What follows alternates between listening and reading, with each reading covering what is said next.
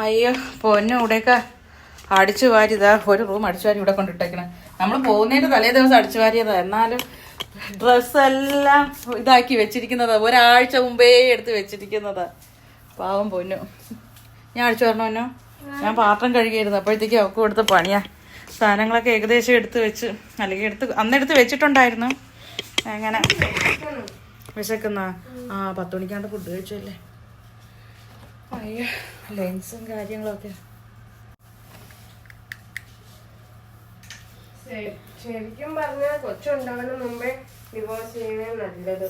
എന്താ കൊച്ചുങ്ങളെ പോയിട്ട് ഡിവോഴ്സ് ആക്കണ്ടല്ലോ എന്ന് വിചാരിച്ച് ജീവിക്കണ്ടല്ലോ. എന്താ ഇപ്പൊ അങ്ങനെ പറയാൻ കാരണം? ഇന്ന് നമ്മള് തുണി കഴിക്കാൻ പോയില്ലേ, അവരുടെ കേസ് ഇട്ടപ്പോ വിചാരിച്ചത് അത് എന്താന്ന് അവര് കൊച്ചുങ്ങൾക്ക് വേണ്ടിയിട്ടാണ് ജീവിതം കടിച്ചു പിടിച്ച് സ്വത്തുക്കൾ അവർക്ക് കിട്ടാൻ വേണ്ടി.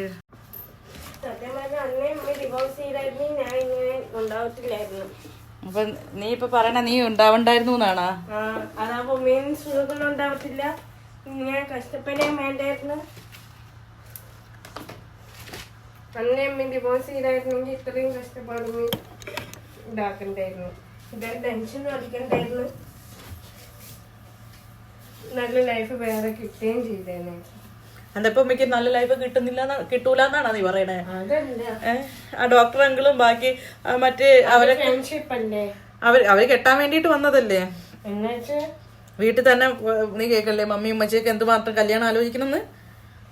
കേൾക്കണൊക്കെ ഉണ്ടമ്മേ, പിന്നെന്താ എന്നാലും ആ ഒരു ഇതില്ലല്ലോ. ആ കുഞ്ഞ ഏജില് ഡിവോഴ്സ് ഞാൻ കുഞ്ഞ ഏജിൽ തന്നെ എല്ലാം കഴിക്കാൻ പോലില്ലല്ലോ. ഇപ്പൊ ഇത്ര ഏജ് കഴിഞ്ഞിട്ട് എല്ലാം കഴിക്കുന്നത് മാറ്. അതിന് ഉമ്മയ്ക്ക് ഇത്ര ഏജ് സാലിമംഗളും അഖിലങ്ങളൊക്കെ എപ്പോഴല്ലേ കല്യാണം? വേണ്ട പിന്നെ വേണ്ട, അത് തട്ടിക്കുടയല്ലേ അത് പൊടിയാണ്. പൊടി അവിടെ ഞാൻ ചെയ്തോളാം എന്ന് പറഞ്ഞേ.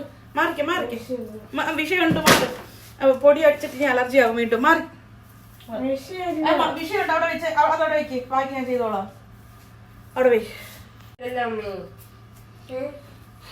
ഇതൊക്കെ ഒറ്റയ്ക്ക് ചെയ്യുന്നത്. അവര് ലൈഫ് സെറ്റിൽ ചെയ്തിട്ടാണ് ഇതാകുന്നത്, ജീവിച്ചത് തുടങ്ങുന്നത്. ഇനി എങ്ങനെയാണ് അവര് ലൈഫ് എന്ത് സെറ്റിൽ ചെയ്ത് അവർക്കൊന്ന് വീട് വെക്കേ വസ്തു മേടിക്കേ ഒന്നും ചെയ്തില്ലല്ലോ. സിംഗിൾ ആയിട്ടല്ലേ അവര് ഇതാക്കിയത്. ഇനി എങ്ങനെയാണ് എന്നെ സെറ്റിൽ ചെയ്തിട്ട് കഴിക്കാന്നല്ലേ പറയുന്നത്? അപ്പൊ എന്നെ എന്ത് പറഞ്ഞിട്ടാകും? അതിന് നിന്നെ സെറ്റിൽ ആക്കിയല്ലോ. നിനക്ക് ഞാൻ വീട് വെച്ച് ഫ്ലാറ്റ് മേടിച്ച് കാറ് മേടിച്ച് നിന്നെ എല്ലാം ഞാൻ സെറ്റിൽ ആക്കിയല്ലോ. ഇനി എനിക്ക് നോക്കാമല്ലോ.